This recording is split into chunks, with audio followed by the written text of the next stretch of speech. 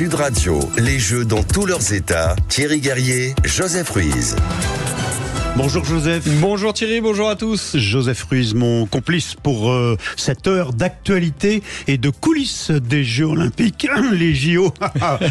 ça déraille. C'est un chat dans la gorge, vous voyez, pour ces JO dans tous leurs états jusqu'à 13h. Évidemment, on est à J-1 de la cérémonie d'ouverture des Jeux Olympiques et pourtant c'est parti, ça bat son plein. Depuis hier, le rugby, le football bien sûr, et aujourd'hui, l'entrée en lice des femmes, ce sera donc pour le rugby à 7. D'abord, il y aura France-Fidji, là on parle des hommes, c'est 15h30 et ce sera en direct sur la radio du rugby Sud Radio. France-Hongrie, et voilà, le handball féminin, l'entrée en lice des femmes, je vous le disais, 19h. Et puis le football féminin, la France, là encore, contre la Colombie.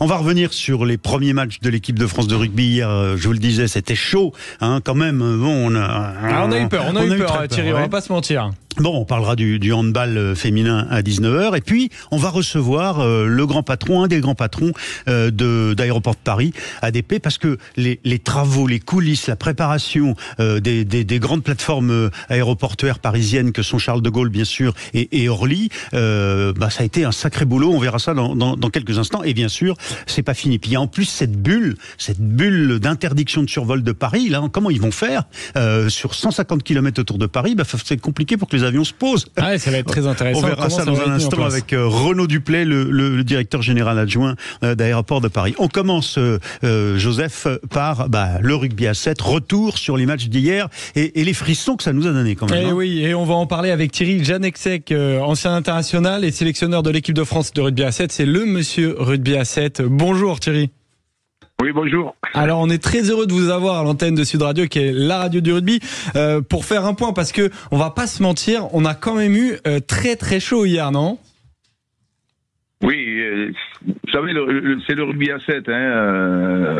On connaît pas trop les équipes, mais on sait que tout le monde se prépare, et c'est vrai que l'entrée en matière a été très hésitante, mais et rassurante sur la fin quand même, malgré tout. Ouais. Voilà, c'est vrai que beaucoup de personnes sont restées un peu sur leur interrogation par rapport à la production de l'équipe de France, mais soyez pas trop pressés, laissez-les faire, on va les laisser faire, ils vont arriver à sortir quelque chose de bien. Oui. Bon, mais au fond, vous nous dites, Thierry Janeczek, qu'on a finalement trop mis la pression sur Antoine Dupont, et on en a trop parlé avant, et c'est un peu de notre faute alors les médias, parce que on veut absolument qu'ils aient toutes les médailles d'or avant, et puis après on les laisse pas jouer, quoi.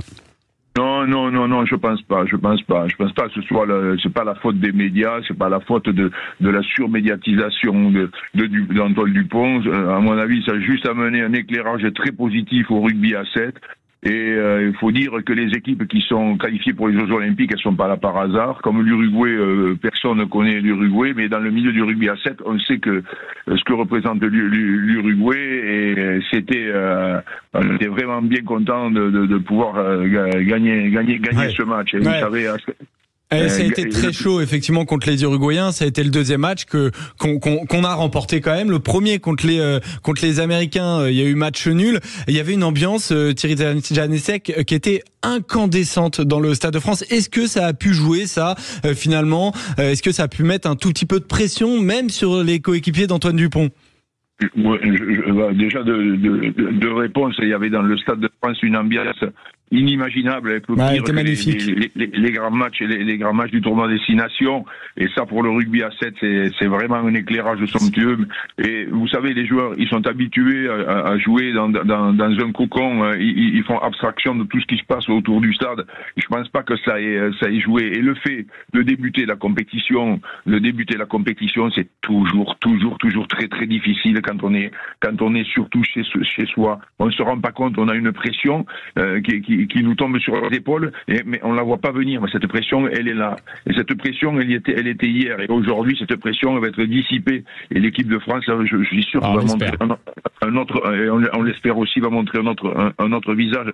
Et quand on rentre dans ce Stade de France, qui est chauffé à blanc, il y a un public énorme. Je crois qu'avec les Jeux Olympiques de Londres, c'est la plus grande affluence rugby 70 000 personnes. Ouais. Mieux que Wembley. Voilà. Alors, vous êtes un ancien international et sélectionneur de l'équipe de France de rugby à 7, Thierry Jensek. Est-ce que on a sous-estimé, vous considérez là les adversaires et notamment les Américains, 12-12 quand même, on les aurait sous-estimés? Vous savez, dans le rugby, en général et dans le rugby à 7, on fait preuve de beaucoup d'humilité. Jamais on va sous-estimer une équipe. Parce que cette équipe, quelle qu'elle soit, si elle est là aux Jeux Olympiques, c'est qu'elle n'est pas là par hasard. Et les Uruguayens l'ont bien montré et qu'ils méritent vraiment leur place.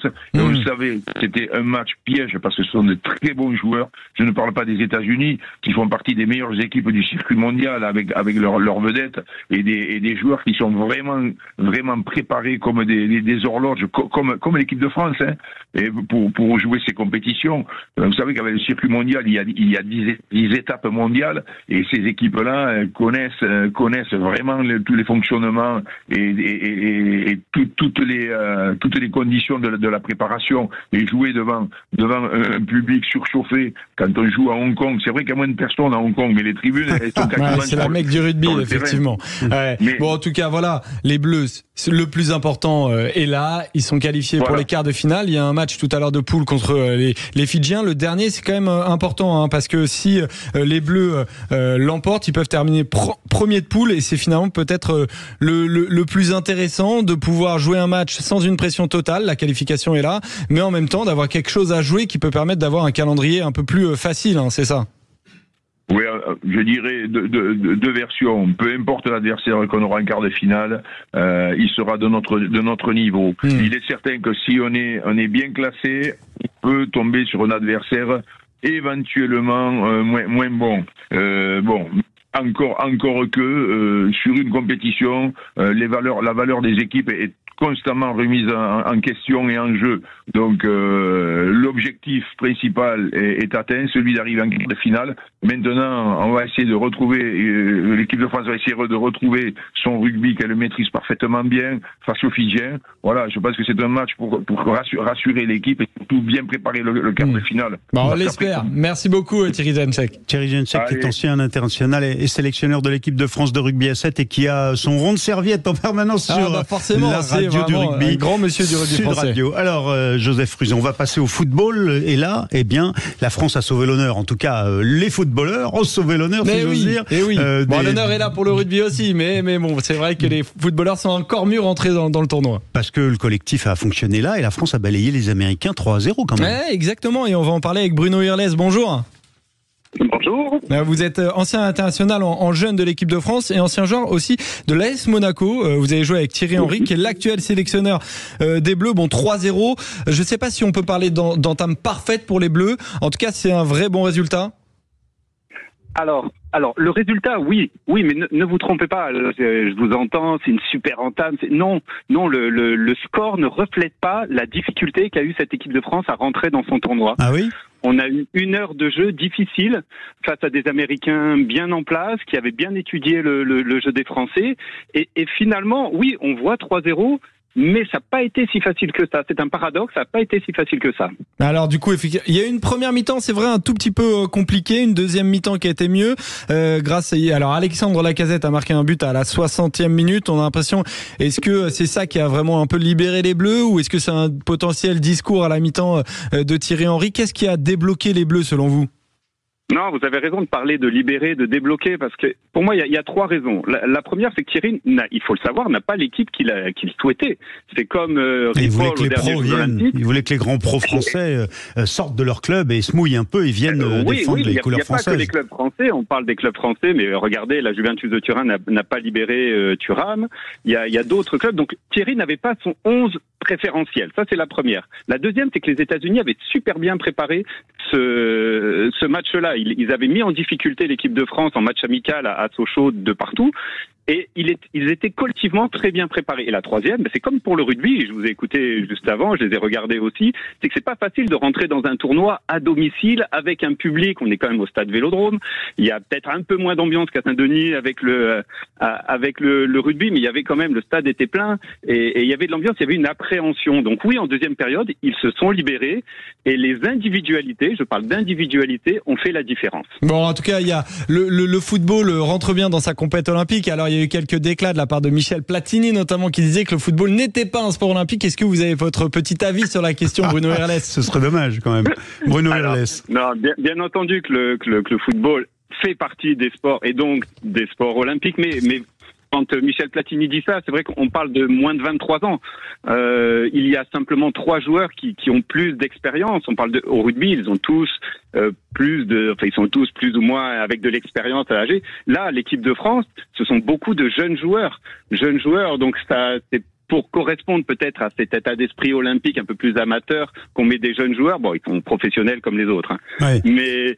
Mais ça reste une compétition, voilà, qui est vraiment, quand vous regardez hier, par exemple, l'équipe de France joue contre les États-Unis, on a vu l'Argentine jouer contre le Maroc.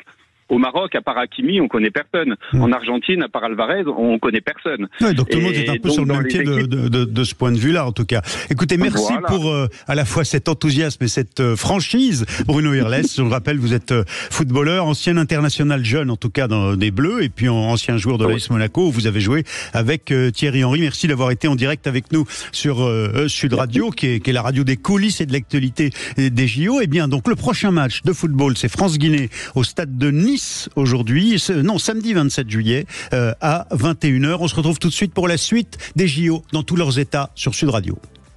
Sud Radio. Parlons vrai. Parlons vrai. Sud Radio. Parlons vrai. Sud Radio. Parlons vrai. Sud Radio, les Jeux dans tous leurs états. Thierry Guerrier, Joseph Ruiz. Et on va évoquer les coulisses, bien sûr, avec Joseph et nos invités, les coulisses des Jeux Olympiques de Paris, car, par exemple, il a fallu acheminer à peu près un tiers de ceux qui vont être accrédités, participer aux Jeux, les athlètes, bien sûr, mais aussi tous ceux qui les accompagnent. Il a fallu les acheminer sur Paris, où ils vont encore arriver et puis ils vont repartir. Et ça va se faire pour un tiers à peu près en avion. Donc les grandes plateformes aéroportuaires françaises que sont Charles de Gaulle à Roissy en France et puis Orly, bien sûr, elles sont mobilisées. Et on reçoit Renaud Duplay, le directeur général adjoint chargé des opérations. Et vous avez en particulier piloté, préparé la préparation d'Aéroports de Paris à ces Jeux Olympiques. C'est quand même un nombre considérable de plusieurs millions sont annoncés de touristes ou de passagers. Bon, et ça a changé quoi dans votre organisation? Parce que les pistes, elles sont là, il n'y en a pas davantage. Et on ne peut pas recevoir plus d'avions que d'habitude, si, quand même. Bonjour Thierry, merci de votre accueil.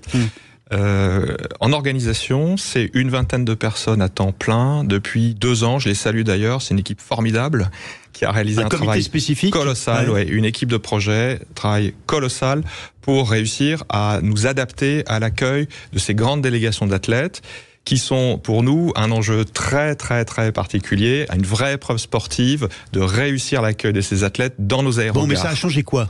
Alors, vous savez, quand vous prenez l'avion, quand vous allez prendre l'avion, vous êtes un passager parmi tant d'autres avec 1 à 2 personnes, 1 à 2 valises. Ces valises, elles sont standards. Vous arrivez en métro, en RER. Bon, vous êtes notre passager standard. Tout est conçu pour vous. Les délégations d'athlètes, ils arrivent à 30, 40, 50. Ils arrivent avec 3 bagages par personne, des perches, des vélos, des kayaks, des javelots, des armes. Ils repartent en bus. Bref, c'est pas le passager qu'on a l'habitude de traiter. Eh bien, tout, pour nous, c'est de réussir l'accueil de très nombreux de ces passagers dont on n'a pas l'habitude, avec des infrastructures qui ne sont pas conçues pour eux. Ah oui, c'est ça. Ouais. Joseph Ruiz. Et alors, les athlètes sont en train d'arriver, ils sont quasiment tous arrivés à l'aéroport de Paris, et on se met en mode chef d'État aujourd'hui du côté d'ADP. Tout à fait. Les athlètes, ils sont arrivés. Ça y est, c'est fini. Okay. La cérémonie d'ouverture, c'est demain. Eux, ils sont dans la préparation et dans la concentration pour leurs épreuves. Ils n'arrivent pas à la dernière minute. Il faut se reconcentrer. Aujourd'hui, en effet, le regard est plutôt tourné vers les officiels, chefs d'État, de gouvernement qui viennent avec des avions spécialement affrétés. Il y a en ce moment même... Et le Bourget aussi. Et au Bourget, bien sûr, il y a 3 à Charles de Gaulle, une cellule spéciale avec des équipes du groupe ADP, avec des équipes de la navigation aérienne, avec le Quai d'Orsay, qui coordonnent l'arrivée de tous ces chefs d'État et de gouvernement. On a un mini-sommet international en ce moment même qui arrive sur Paris. Bon, et puis alors demain, il va se passer un truc historique quand même, parce que c'est très peu arrivé, vous allez peut-être nous le dire, dans l'histoire d'Aéroports de Paris, de la gestion de ces 3 grandes plateformes que sont Roissy, Orly et aussi le Bourget. Tout d'un coup, la bulle, c'est-à-dire qu'il n'y a plus un avion qui peut voler et se poser, à part peut-être l'armée, autour de Paris à 150 km. Il n'y aura plus d'avions qui vont se poser demain à ADP ? Alors, plus posé et plus survolé. Et plus survolé, quand vous fermez sur 150 km le nord de la France, vous avez une adaptation de toute la circulation aérienne qui change ouais. Pour tous les autres avions. Ça fait plus d'1 an que cette opération, elle se prépare. Elle a été pilotée par la Direction Générale de l'Aviation Civile. Oui, paradoxalement, c'est un risque si on réussit pas ça, parce que les avions peuvent tomber en panne ou avoir des problèmes. C'est réussir à rerouter tout le monde, à organiser une espèce de on ferme un bout. Eh ben, c'est comme si vous fermez une route. Il faut bien que les véhicules aillent à droite à gauche. Là, c'est pareil avec les avions. Et alors, pourquoi 150 km ? Alors, c'est un calcul savant, il faudrait demander à l'armée de l'air, mais c'est un calcul savant fondé sur le temps d'interception par un Rafale d'un avion qui pénétrerait dans cette bulle et qui viendrait menacer, par exemple, menacer. Alors, ils seront en l'air, les avions, pour évidemment protéger cette zone aérienne. Pour aller encore plus vite, évidemment. C'est vraiment une opération de sécurité aérienne menée par l'armée de l'air. Alors, je vais parler un peu de ce qui fâche, mais vous avez parlé des bagages. Vous avez eu, mais parce que c'est un casse-tête pour tous les grands aéroports du monde de gérer les bagages, pour les individus ou pour les groupes. Et vous avez honnêtement expliqué qu'en effet c'était compliqué, parce que là c'est des groupes et des groupes considérables. Bon, vous avez eu quelques soucis avec la chaîne de gestion des bagages de Roissy et d'un de vos terminaux il y a quelques mois. C'est réglé, ça, vous avez réussi à éviter là qu'on perde les bagages des uns et des autres. Les bagages, votre bagage, quand il arrive à Charles de Gaulle, on le traite dans un système industriel, ce qu'on appelle un trieur à bagages. Ouais. C'est un objet qui a ses fragilités. Il y a des incidents, il y en a tous les jours. Parfois, ils sont malheureusement visibles. On apprend toujours de ces incidents et on apprend et on s'améliore. Là, ça s'est très bien passé. D'autant plus que, je vous le disais, tous ces bagages hors format, ils sont pas traités par ces systèmes, donc on les traite à la main. Et la main tombe en panne. On parle de canoë, par exemple, de perches pour les athlètes. Alors, est-ce que ça se passe de la même manière, par exemple, pour l'arrivée, parce qu'ils arrivent un peu de partout dans le monde, et pour le départ, ils repartent tous de Paris, pour le coup. Comment vous êtes organisés pour les bagages ? Alors, 2 organisations très différentes pour les bagages, vous l'avez posé, ils arrivent tous de partout et d'une manière à peu près régulière. Donc là-dessus, on peut pas changer. Ils vont repartir tous ensemble presque. Et ils vont repartir tous ensemble, vous avez raison. Et donc quand ils repartent tous ensemble, là, on a un vrai enjeu de capacité. Mais en même temps, ils partent tous du même endroit, du village olympique. Donc ce qu'on va faire, c'est on va leur emmener l'aéroport au village olympique, on va créer une forme de terminal déporté au village olympique pour enregistrer les bagages, les acheminer par camion la veille, les traiter dans un hangar spécial qu'on a aménagé pour l'occasion. Bref, on les sort des terminaux. Il y a un des slogans d'Aéroport de Paris, quand on arrive, c'est Paris vous aime. Vous voulez aussi profiter, vous avez voulu profiter des JO pour en faire une vitrine de la grande plateforme aéroportuaire en Europe, pour que Paris reste après les JO une porte d'entrée des avions du monde entier, des passagers du monde entier en Europe. C'est fondamental pour nous de réussir ce moment d'hospitalité. C'est vraiment au cœur de notre action. Je vous invite à aller visiter nos terminaux. Vous y verrez que les couleurs des Jeux arborent très largement les terminaux. Paris-Charles de Gaulle, Paris-Orly, ça ressemble à un site olympique. Alors vous êtes le patron, Renaud Duplay, des opérations d'habitude à Aéroport de Paris, et là vous avez piloté le comité qui a organisé spécifique, là de 20 personnes, qui a organisé la préparation d'Aéroport de Paris pour ces JO. Vous devez travailler là aussi, vous avez dû accueillir, et vous accueillez tous les jours en ce moment, des milliers de volontaires qui sont présents à Charles de Gaulle ou à Orly, ou même au Bourget, pour accueillir les délégations. Comment vous faites entre vos professionnels, vos salariés et les volontaires? Vous les gérez? Vous arrivez à gérer tout ce petit monde? Alors, ce petit monde, c'est une immense opération dans l'opération. Du côté du groupe ADP, c'est 1500 volontaires des bureaux, les gens de la comptabilité, des ressources humaines qui vont sur le terrain pour accueillir des passagers. On les a formés, on les a entraînés, on leur a mis des chefs, peu comme des chefs scouts, un peu comme une armée qui se déploie. Vous avez formé les volontaires? On a formé nos volontaires pour que justement ils soient formés à l'accueil, qu'ils connaissent les terminaux, on les a habilités. Donc ça fait 8 mois qu'on prépare l'opération de volontariat. C'est un projet dans le projet. Il y avait quand même 3 personnes à temps plein qui travaillaient sur le volontariat il y a 3 mois. Alors, dernière question, le syndicat minoritaire Force ouvrière d'ADP a déposé un préavis de grève le jour de la cérémonie d'ouverture, donc demain. Il réclame une prime de 1000 euros, effectivement, mais est-ce que ça va avoir un impact? Est-ce qu'il y a des discussions? Est-ce que vous allez obtenir cette prime de 1000 euros? Il y a un risque quand même de blocage d'Aéroport de Paris avec la grève? Je rappelle qu'il y a eu un accord majoritaire signé avec les organisations syndicales il y a quelques jours pour justement des dispositifs de primes de nos collaborateurs spécifiques JO. Il y a un syndicat minoritaire qui n'a pas signé, qui a déposé un préavis. L'impact sera neutre demain, il n'y aura pas d'impact sur le fonctionnement. Vous ne rouvrez pas de négociations? On a eu des discussions comme on se doit de les avoir, mais on n'a pas souhaité aller plus loin puisqu'il y avait eu un accord. Merci au patron des opérations d'Aéroport de Paris, directeur général adjoint d'ADP, Renaud Duplay, d'avoir été aujourd'hui l'invité de Sud Radio et des JO dans tous leurs états. La suite dans quelques instants. Merci à vous. Sud Radio. Sud Radio. Parlons vrai. Parlons vrai. Sud Radio. Parlons vrai. Sud Radio, les Jeux dans tous leurs états. Thierry Guerrier, Joseph Ruiz. Les coulisses, mais aussi l'actualité des Jeux Olympiques, bien sûr, de Paris, les Jeux Olympiques de la France en 2024. Et c'est avec Quentin Gérard, avec le Journal des Sports. Bonjour Quentin. Bonjour Thierry, bonjour à tous. 3 informations ce matin encore. Ça se précise pour les chanteurs de la cérémonie. Oui, qui va chanter? On sait déjà qu'il n'y a que des voix de femmes. Bon, et puis la fermeture du périphérique parisien, peut-être demain. Hein, ça, vous allez nous dire si c'est le cas.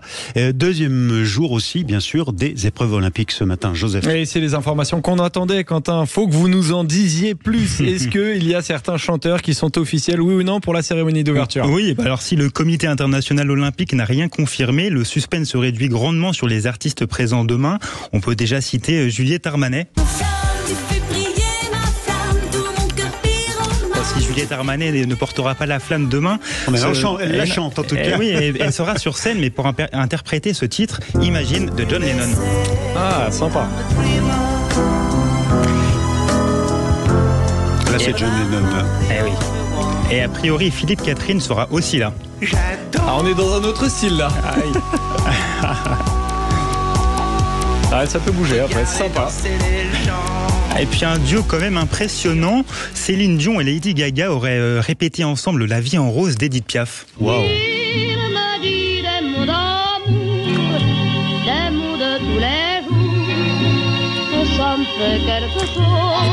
Et à noter, on l'a appris il y a quelques minutes, une autre star de la chanson sera lui porteur de la flamme demain en Seine-Saint-Denis, c'est Pharrell Williams. Il va pas chanter lui du coup. Sacrée playlist. Sacrée playlist. Il y aura de quoi faire demain. Bon, peut-être que ça va permettre d'écouter Happy. On peut leur dire aux conducteurs parisiens de l'écouter parce que le périph' parisien, il peut être entièrement fermé demain, Quentin. Oui, avec toujours en ligne de mire la cérémonie d'ouverture. C'est une annonce de Patrice Vergrit, le ministre délégué en charge des transports ce matin sur RMC. Il sera effectivement particulièrement réservé à des circulations des athlètes. Il ne faut pas oublier aussi qu'il y aura des dizaines de chefs d'État qui viendront sur place à la cérémonie d'ouverture. Le ministre a ensuite conseillé aux automobilistes de ne pas circuler après 10 heures demain. Fermeture en totalité ou simplement en partie du périphérique. Cette décision sera prise dans la journée par la préfecture de police.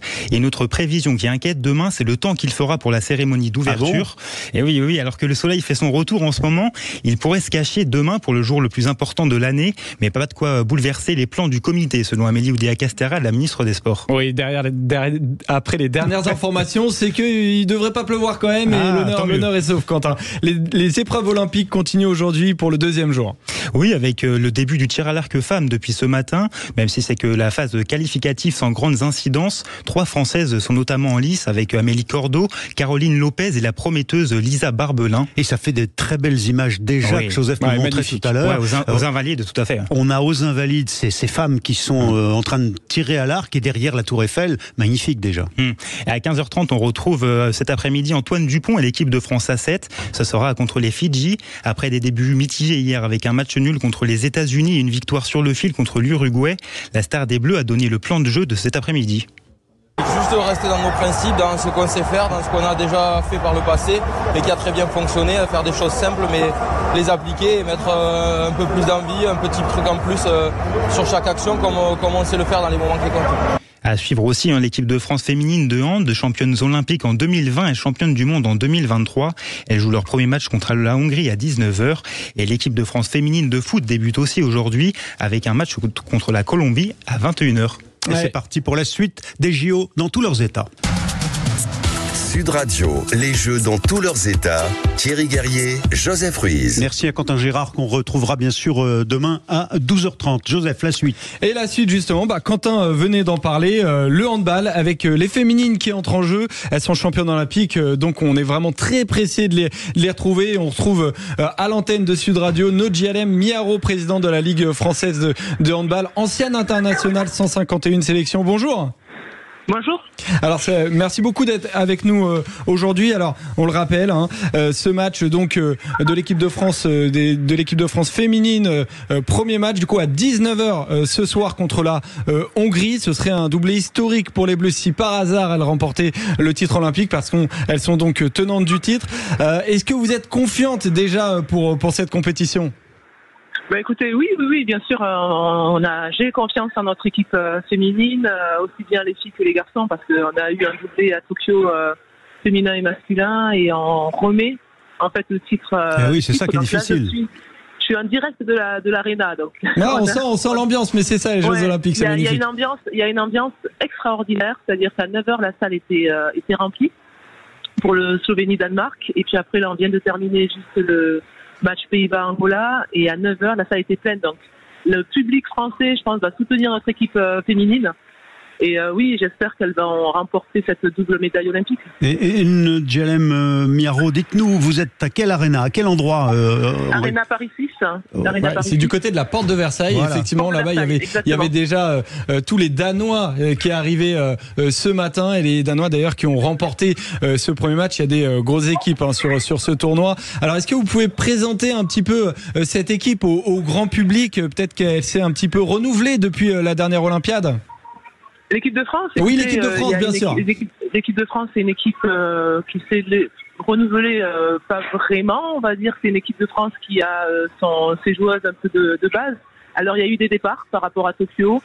Béatrice Adige, qui n'est plus en équipe de France. Alison Pino, que je pense que beaucoup de personnes connaissent, ne fait pas également ses JO. Mais on a aussi de jeunes joueuses comme Sarah Boutic, des Rambo, qui viennent d'arriver.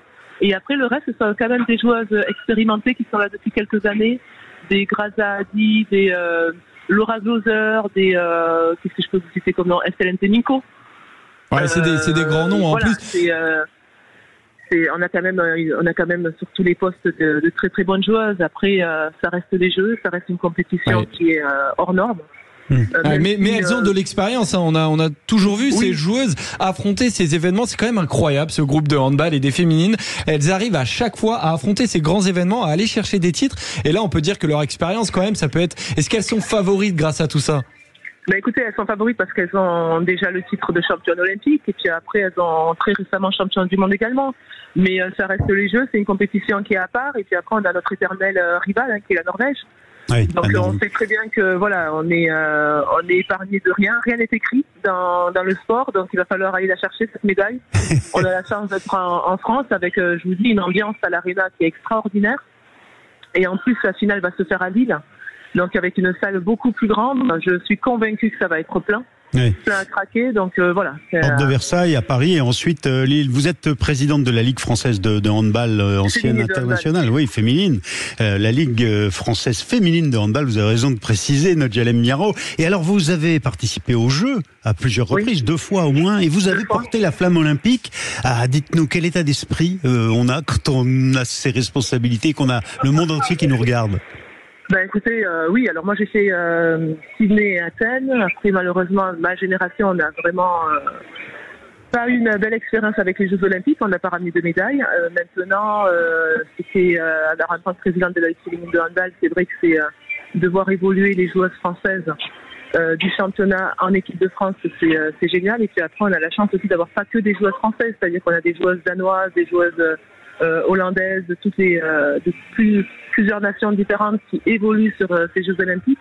Et puis après, en tant que Toulousaine, porter la flamme à Toulouse. C'est magnifique. C'était vraiment génial. Moi, ça m'a réconcilié du coup avec cette défaite des Jeux Olympiques, comme ça la boucle est bouclée. Et voilà, c'est une ambiance particulière. C'est top.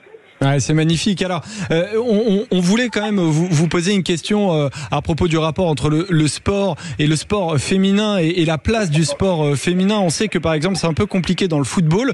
En revanche, pour le coup, le handball, c'est un vrai exemple pour ça, pour la place que peut occuper le sport féminin.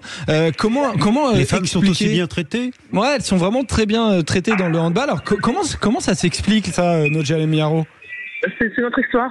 C'est notre histoire qui est comme ça. En fait, on a dès le départ, surtout, c'était ma génération en fait en 99 qui avait eu la première médaille d'argent. Et en fait, quand on s'est rendu compte que les conditions n'étaient pas les mêmes que si les garçons avaient par exemple cette même médaille d'argent, on a voulu l'égalité d'entrée. Et c'est écrit dans notre histoire. Et aujourd'hui, en fait, la fédération est garante de cette parité, de ce traitement au niveau des équipes de France, de la même manière. Et aujourd'hui, les filles en handball et en première division jouent devant des fois 5000 personnes. Hein. Oui, après, c'est pas forcément partout pareil, mais il y a des salles qui sont remplies. Après, moi, j'invite toutes les personnes partout en France à aller voir les clubs de l'FH, que ce soit à Metz, à Brest, mais il n'y a pas que. Il y a Saint-Amand, il y a Flandre-Sud, il y a à côté de Marseille. On a du handball un peu partout. Partout en France, et il faut aller remplir les salles, et j'espère que ces Jeux Olympiques vont amener justement cette mise en lumière et continuer à faire partie le handball. Et il reste encore un peu de place d'ailleurs pour les matchs ce soir. Ah oui. Ouais, il en reste encore quelques-unes. Hein. Donc il y a des opportunités à aller chercher. C'est vraiment génial, les ambiances de handball. Je le conseille. Eh ben super. Joseph Ruiz nous invite tous à nous rendre ce soir dans l'Arena. Fais attention à ce que je dis par contre. Invité, je suis pas sûr. L'équipe de France de handball féminin dispute son premier match des Jeux Olympiques de Paris 2024 ce soir à 19h donc dans cette Arena où nous avions à l'instant en direct et on vous remercie Nodjalem Miaro, la présidente de la Ligue française féminine de handball, ancienne internationale avec 151 sélections internationales. On va poursuivre dans un instant avec le football féminin, les femmes toujours, mais le football qui entre en lice bien sûr. C'est tout de suite, c'est sur Sud Radio. Sud Radio. Sud Radio. Parlons vrai. Parlons vrai. Sud Radio. Parlons vrai. Sud Radio, les Jeux dans tous leurs états. Thierry Guerrier, Joseph Ruiz. Alors Joseph, on a parlé du handball féminin, l'entrée en lice des femmes aujourd'hui, et puis c'est une entrée en lice aussi à propos du football, en matière de foot. L'équipe de France de football féminin va jouer ce soir à 21h face à la Colombie. Ils sont bons aussi en football, les Colombiens, c'est parfois les champions du championnat sud-américain. Ils vont jouer à Lyon, c'est ça l'enjeu de ce match ce soir? Oui, exactement. Alors le football féminin va tenter de trouver toute sa place dans le circuit olympique, et ça, on va suivre ça avec une attention particulière. Donc notez bien, c'est 21h, c'est à Lyon et c'est contre la Colombie, et on va suivre les joueuses qui ont une ambition en gros d'aller jusqu'aux demi-finales. Ce serait déjà une bonne chose. Les dernières compétitions n'ont pas été parfaites, donc on va tenter avec les Bleus d'aller en demi-finale et l'objectif sera déjà bien rempli. Le football féminin peine parfois à trouver son espace médiatique ici en France, alors qu'il cartonne le soccer féminin aux États-Unis. On a d'ailleurs certaines de nos joueuses françaises qui dans l'équipe des Bleus, qui sont embauchés dans des clubs à Los Angeles par exemple récemment. Vous pensez, Joseph, que l'équipe de France a les armes pour aller loin dans ces Jeux Olympiques? Ouais, on va en tout cas l'espérer. Les supporters ne sont pas toujours effectivement au rendez-vous du côté du football féminin, mais il y a quelques atouts du côté de l'équipe de France féminine, et elles vont tenter avec un peu de motivation supplémentaire, et le stade notamment du côté de Lyon devrait faire le plein, et avec ça elle devrait quand même aller loin. Bon, mais il n'y avait pas de ligue féminine professionnelle en France, et ça y est quand même. Oui, effectivement, les instances de football notamment ont obligé les clubs professionnels à avoir ces sections féminines pour provoquer un nombre de licenciés supplémentaires, et donc permettre à des clubs de se professionnaliser. Bon, on va tout de suite parler d'autre chose. Après le foot féminin, vous n'avez pas oublié 21h, ce sera aussi sur Sud Radio. On va parler là des fameux taxis volants à Paris. Sud Radio, les jeux dans tous leurs états. Thierry Guerrier, Joseph Ruiz. Alors on croyait que c'était une blague, la ville de Paris était très critique. Et puis Joseph, en vérité, il va y avoir des taxis volants pendant les Jeux Olympiques à Paris ? Ouais, exactement, ça y est, la haute juridiction administrative française a donné son feu vert, c'était hier, et l'expérimentation donc des taxis volants électriques à Paris. Électriques, c'est ça qu'il faut préciser, c'est pas des moteurs à explosion, ce sont des hélices, un peu c'est des super drones quoi en quelque sorte. Ouais, alors j'avoue que pour le coup, Thierry, j'y connais pas grand chose, donc on va demander à un spécialiste, on est avec Xavier Titelman, bonjour. Bonjour, merci de m'accueillir. Ouais, vous êtes ancien aviateur militaire, rédacteur en chef du magazine Air et Cosmos. Alors super journal sur l'aviation et les aéronefs. Ah bah je connais pas, mais je le lirai du coup. Thierry. Cosmos, bah oui, avec Cosmos. Alors comment est-ce que vous accueillez justement cette autorisation qui est expérimentale, Xavier Titelman ?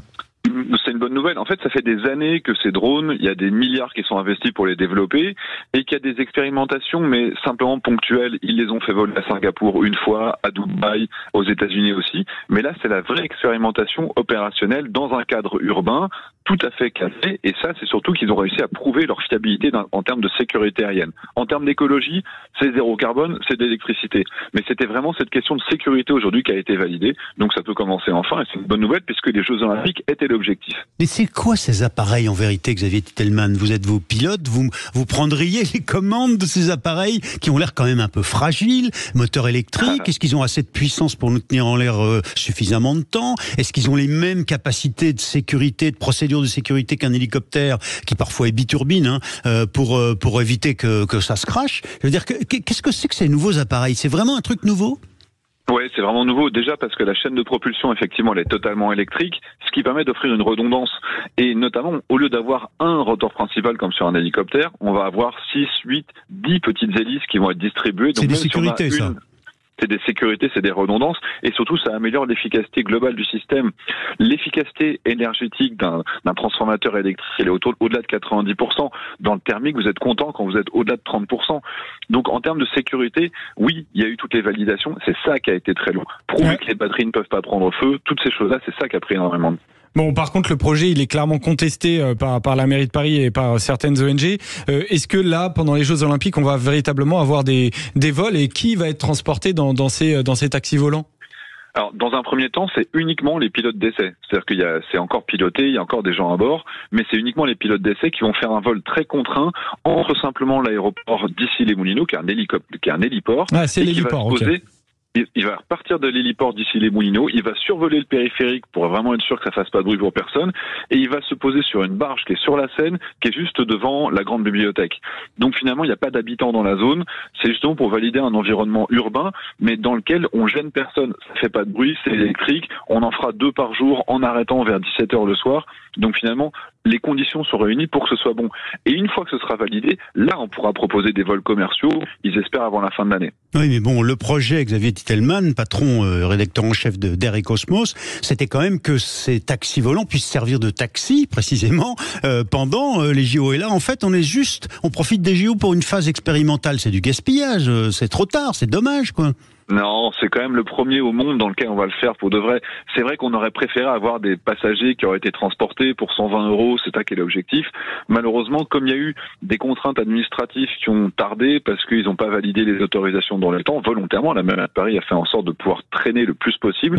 Donc on n'a pas pu avoir cette inauguration mondiale en étant Paris le premier lieu dans le monde dans lequel on se fait.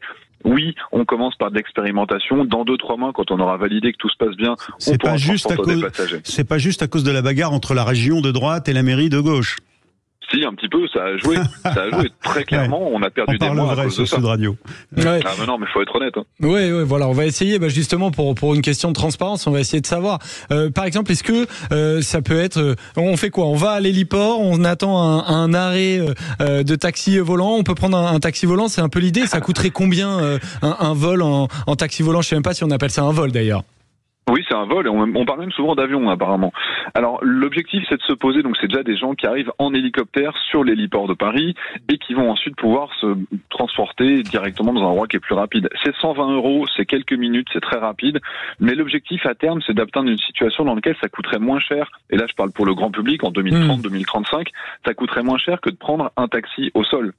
Parce que vous avez une vitesse de capacité de se déplacer, un drone taxi, on va pouvoir faire 10 voyages, quand maintenant, un taxi au sol va en faire qu'un seul aller-retour. Bien sûr. Et puis, objectif de ne plus avoir de pilote non plus. Merci de cet éclairage. En tout cas, Xavier Tintelmann, je rappelle, vous êtes un ancien pilote militaire, vous êtes journaliste aujourd'hui et rédacteur en chef du magazine Air et Cosmos. Alors, on va filer de la concurrence au taxi, par contre. On va filer, oui, mais on n'y est pas encore, on a compris. On va filer, non pas en taxi volant, mais par les ondes, rejoindre Clément Arion au Stade de France. Bonjour Clément. Bonjour à tous. Alors Clément, vous êtes au Stade de France parce qu'évidemment la radio du rugby et puis la radio des coulisses et de l'actualité des JO, c'est Sud Radio et on va être grâce à vous en direct cet après-midi pour le match France-Fidji de rugby à 7. Quelle est l'ambiance? Ça commence un peu à rentrer dans le stade là déjà? Exactement, tout le monde commence à rentrer dans le stade, une ambiance toujours aussi festive comme hier. Je viens de voir des Australiens déguisés en kangourous applaudis par les supporters français. Esprit rugby à 7. C'est un peu ça, 70 000 spectateurs. Hier, on devrait avoir à peu près pareil. Aujourd'hui, ici au Stade de France, tout se passe bien, plutôt bien. J'ai quand même remarqué un dispositif policier un peu plus important qu'hier, en tout cas plus visible. On est déjà fouillé à 3-4 rues du Stade de France. Ce n'était pas le cas hier. Des policiers à cheval aussi qui tournent autour du stade. Et puis j'ai aperçu également une brigade cynophile présente, voilà, ici à Saint-Denis. Ouais, effectivement, et le ministre de l'Intérieur démissionnaire Gérald Darmanin qui demandait surtout au public d'arriver le plus tôt possible. Et peut-être qu'il y avait une prévision effectivement d'avoir des fouilles qui étaient un peu plus alourdies. On le rappelle, c'est France-Fidji qui est à 15h30 et c'est du rugby à 7 du côté de Saint-Denis. Il y a une ambiance qui monte. Est-ce que Clément, vous avez pu un peu parler à des supporters peut-être qui sont déjà présents autour du Stade de France? Est-ce qu'ils commentent les prestations difficiles de l'équipe de France hier? J'ai eu des déçus. J'ai discuté un petit peu avec eux. Certains étaient déjà là hier. Ils étaient un petit peu déçus par le niveau de l'équipe de France. On le rappelle, un match nul, une victoire hier. C'était très poussif.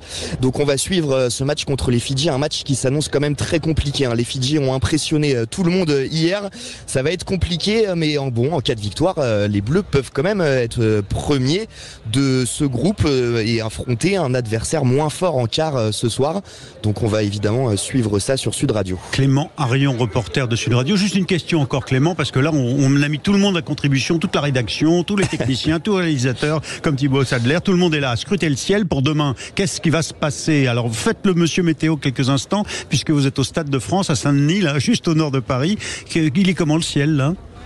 Ciel plutôt nuageux, mais il fait chaud. Il fait très chaud ici au Stade de France, plutôt nuageux. Bon, tout le monde espère qu'il n'y aura pas de pluie pour la cérémonie de demain. On espère quand même. C'est clair, on posera la question tout à l'heure à Rémi André. Nous sommes tous les bébés de Rémi André, ou les petits frères ou les petites sœurs de Rémi André. Ça va, on est couvert au Stade de France, donc ça devrait aller. Merci à Clément Arion d'avoir été en direct du Stade de France. On vous retrouvera cet après-midi avec le commentaire en direct à 15h30 du match avec les vraies voix des JO qui démarrent bien sûr à 15h avec Christine Bouillot que vous retrouverez pour ce choc France-Fidji, match à vivre en direct en intégralité sur la radio du rugby bien sûr, Sud Radio. Ce sera Antoine Mazer, Clément Arion et notre consultant Sacha Vallot qui vont commenter en direct ce formidable match, cette chance pour les Français d'aller un petit peu plus loin et on espère on est avec eux bien évidemment en finale pour une médaille et on espère la plus belle. Je remercie Jamel Abdelak, Thibaut Sadler, Joseph Ruiz bien sûr avec qui nous présentons cette dernière heure du 10-13 et Amélie Béguin qui m'ont aidé à préparer l'émission. Merci à tous. Rendez-vous demain 10-13 pour les débats de l'été sur Sud Radio. Sud Radio. Sud Radio. Parlons vrai. Parlons vrai. Sud Radio. Parlons vrai. Ça s'est passé sur Sud Radio. Vous êtes très optimiste, Michel de Rosen. Vous dites oui, la fraternité existe, on l'a tous rencontrée. Si on laisse tous les actes de générosité à l'État, ça donne une société triste, froide, mécanique, bureaucratique. Et que quand chacun d'entre nous s'implique dans une association, quand vous rejoignez ainsi une initiative, vous ne le faites pas en obéissant, mais vous faites du bien à vous-même aussi. Sud Radio, parlons vrai. Et si vous faisiez halte